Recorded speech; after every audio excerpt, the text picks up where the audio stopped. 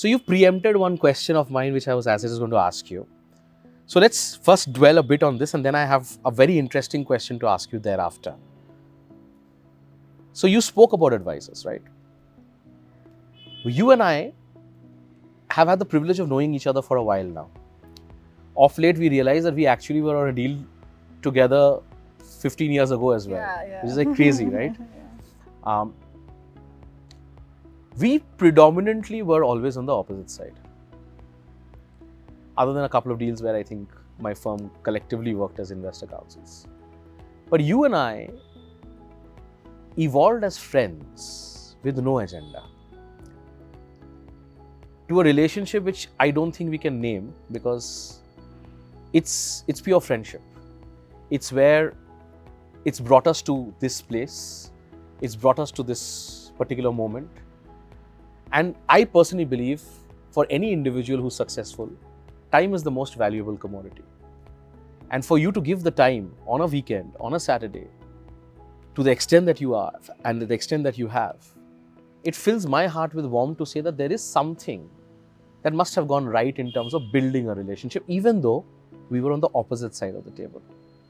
So if I want to pick that up, and the reason I ask this is because a lot of our viewers may also be young advisors. They're young advisors who are in that journey of building their own clientele. They're in that journey of creating their own relationships. I keep getting told by my well-wishers that the more you discuss this, the more you're giving out your trade secrets, because there's a reason why I've built the inner circle and my circle of Lifeboat the way it is. But I also believe that if I don't share it, then I'm not giving back to the ecosystem. And the more I give back to the ecosystem grows. The more the ecosystem grows, all of us grow. So if I have to get you back to be a little on the nostalgia page of our connect and how it evolved in your mind, and how do you see an advisor move to a level where it's no more transactional, where it's beyond that moment, beyond that deal, beyond that transaction, where it's far deeper, with us all the more given that we were opposite.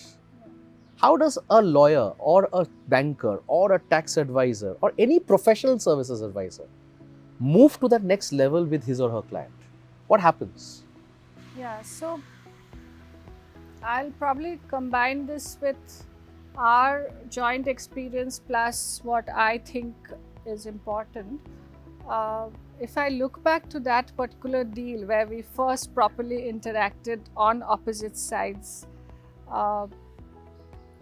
if you remember, there were we've been struggling to close certain points for several days, and then when you and I finally got onto the call, I believe you pulled forcefully to get on the call so that it closes. Yes, yeah.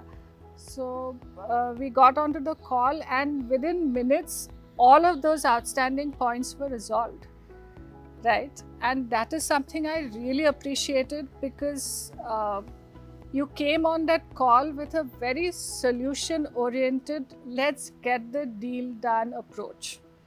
And that is what we need, right? I mean, we need that approach where you're not just fighting a point to show your client that, oh, look, I negotiate so well.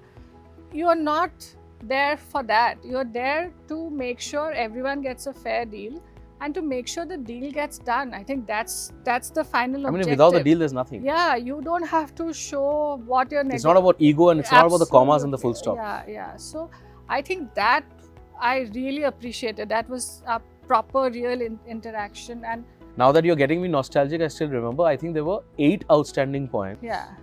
And we took 15 minutes to resolve. Yeah. And then we were scratching our heads saying that our respective teams did not close it for about a week. Yeah. So it was just so... Which talks really bad about both of us, but yeah, okay.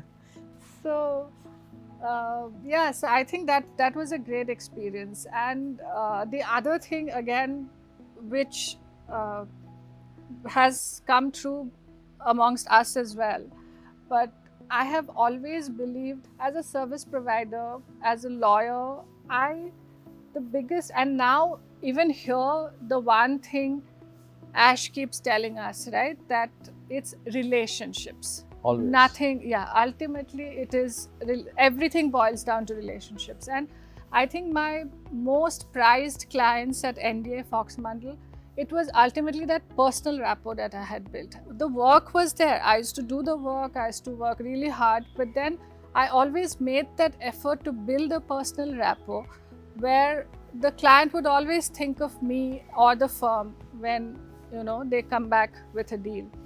And with you and me also, that's what happened, right? I mean, it has evolved to a personal relationship. So ultimately, everything boils down to relationship and making that extra effort, personal effort, to get to know that person as an individual, not just as a client or a service provider.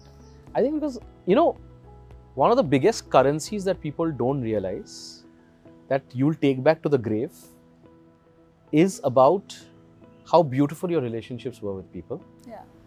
And they say this, it's a beautiful saying, that the essence of success is not shown in the amount of crowd you gather during your lifetime.